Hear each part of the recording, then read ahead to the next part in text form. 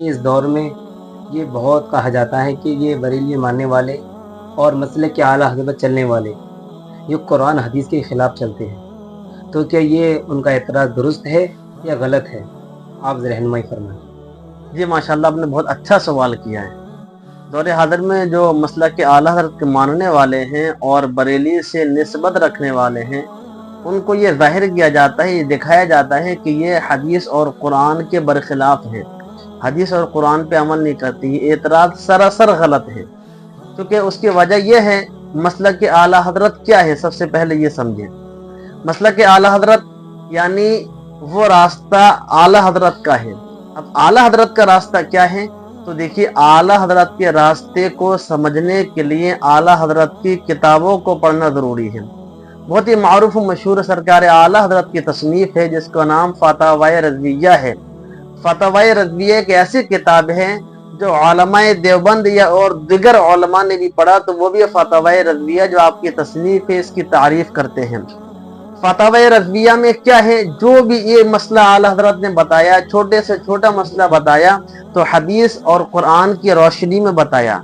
اسی طرح سے خود میں نے اعلیٰ حضرت کے فتاوی رضویہ پڑھنے کے ساتھ ساتھ بہت سی تصنیفات پڑھی ہیں۔ ایک ایک مسئلے کو بتانے کے لیے سرکار اعلیٰ حضرت نے قرآن اور حدیث کا سہارا لیا ہے۔ اب اس سے معلوم کیا پڑا؟ اس سے کیا پتہ لگا؟ معلوم یہ چلا کہ مسلک اعلیٰ حضرت، مسلک یعنی راستہ، مسلک کا نام راستہ دین، اعلیٰ حضرت کا جو راستہ ہے وہی راستہ ہے جو قرآن کا راستہ ہے، وہی راستہ ہے جو حدیث کا راستہ ہے۔ اب جو لوگ اس پر آبجیکشن اٹھاتے ہیں، اعتراض کرتے ہیں، در حقیقت انہوں نے مسلک اعلیٰ حضرت کو پڑھا ہی نہیں ہے۔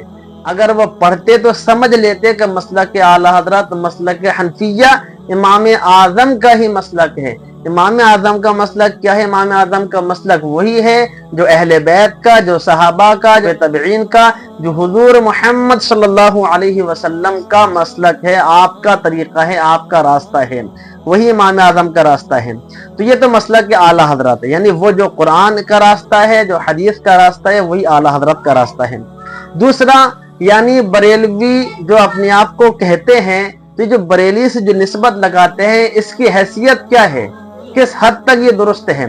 کیونکہ بریلی میں رہنے والا بندہ تو اپنے آپ کو بریلی کہہ سکتا ہے کیونکہ وہ اس جگہ کا رہنے والا ہے، وہاں کا باشندہ ہے، لیکن ایک ایسا بندہ جو بریلی میں رہتا ہی نہیں ہے، باہر رہتا ہے، لیکن وہ بھی اپنے آپ کو بریلوی کہتا ہے، تو وہ کس نسبت سے کہتا ہے؟ اس کو بھی بخوبی سمجھ لیں کہ جو سرکار اعلیٰ حضرت سے محبت رکھتے ہیں، اعلیٰ حضرت کی تصنیفات کو پڑھتے ہیں اور ان کے جو ہیں شہر سے محبت رکھتے ہیں، وہ اپنے آپ کو بریلوی کہتے ہیں، بریلی سے نسبت رکھتے ہیں۔ بریلی سے نسبت، اعلیٰ حضرت سے نسبت، اعلیٰ حضرت سے نسبت، صحابہ سے نسبت، صحابہ سے نسبت، قرآن اور حدیث پاک سے نسبت رکھنا ہے۔ یہ جو سوال کا جواب دیا ہے، جو یہ باقاعدہ جو ہے اعلیٰ حضرت کی کتابوں کی روشنی میں ہے، اگر اس پر بھی جو ہے کوئی آبجیکشن اٹھاتا ہے کہ ایسا نہیں ہے، تو پوری فتاوی رضویہ شریف پڑھے یا ان کی اعلیٰ حضرت کی دیگر کتابوں کو دیکھیں، تمام کتابوں سے یہ ثابت ہوتا ہے کہ اعلیٰ حضرت کا مسلک وہی ہے جو قرآن کا راستہ ہے، جو حدیث پاک کا راستہ ہے۔